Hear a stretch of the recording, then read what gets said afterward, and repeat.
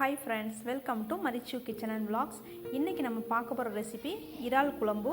இது எப்படி செய்யலாம்ங்கறத பார்க்கலாம். அதுக்கு முன்னாடி நம்ம சேனலை நீங்க மறக்காம Subscribe பண்ணிட்டு பக்கத்துல இருக்க பெல் பட்டனை கிளிக் பண்ணிட்டு ஆல்ங்கற ஆப்ஷனை கிளிக் பண்ணிக்கோங்க. அப்பதான் நான் போடுற வீடியோஸ் வந்து உங்களுக்கு நோட்டிஃபிகேஷன்ல காட்டும். ஃபர்ஸ்ட் வந்து கடாய் எடுத்துக்கோங்க. அதுல 2 டேபிள்ஸ்பூன் நல்லெண்ணெய் விட்டுட்டு 1 டீஸ்பூன் கடுகு, 1 டீஸ்பூன் சோம்பு, அப்புறம் வந்து பச்சை மிளகாய் ஒரு 3 பச்சை மிளகாய் இதோட சேர்த்துக்கோங்க. அப்புறம் வந்து 2 பல்லாரி வெங்காயம் சின்ன சின்னதாக கட் பண்ணி வச்சதை நான் சேர்த்துருக்கேன். இதை நல்லா வதக்கிடலாம்.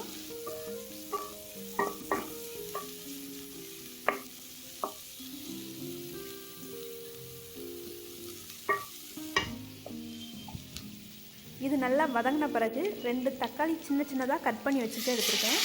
இதையும் இதோட சேர்த்துக்கலாம். இதையும் சேர்த்து நல்லா வதக்கி விட்டுடலாம்.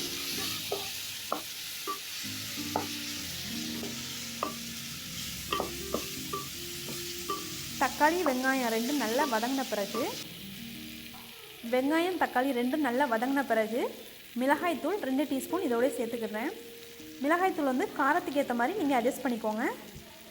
நெக்ஸ்ட் வந்து இதோட 2.5 டீஸ்பூன் மல்லித்தூள் சேர்த்துக்கிறேன். இந்த குழம்பை வந்து இன்னொரு மெத்தட்லையும் செய்யலாம்.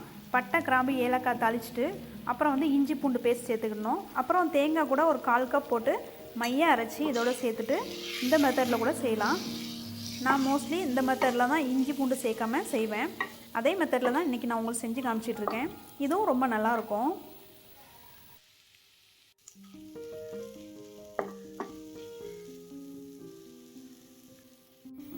இதை வந்து இந்த மாதிரி நல்லா வதக்கிக்கோங்க. இது நல்லா வதங்கினதுக்கு பிறகு ஒரு 2.5 கப் தண்ணி இதோட சேர்த்துக்கிறேன். தண்ணி சேர்த்த பிறகு இந்த மாதிரி நல்லா கிண்டி கொடுத்துக்கோங்க.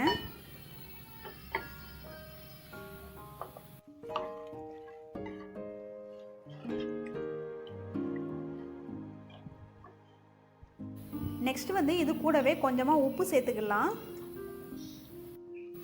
உப்பு சேர்த்துட்டு ஒரு கொதி வந்த பிறகு, அதாவது ஃபஸ்ட்டு கொதி வந்த பிறகு நாம் வந்து இறால் வந்து இது கூடவே சேர்த்துக்கலாம்.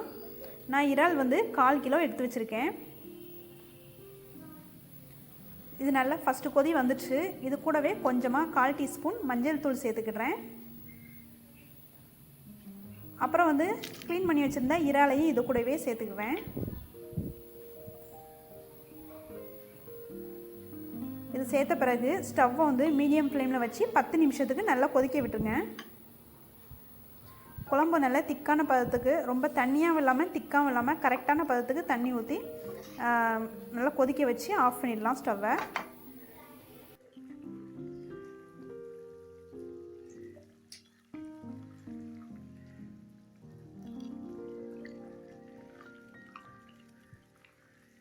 ஓகே, குழம்பு நல்லா கொதிச்சு நல்லா வாசனையாக இருக்குது.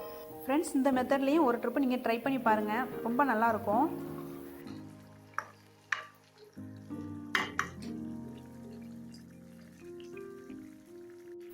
இப்போ வந்து இறால் குழம்பு ரெடி ஆயிடுச்சு.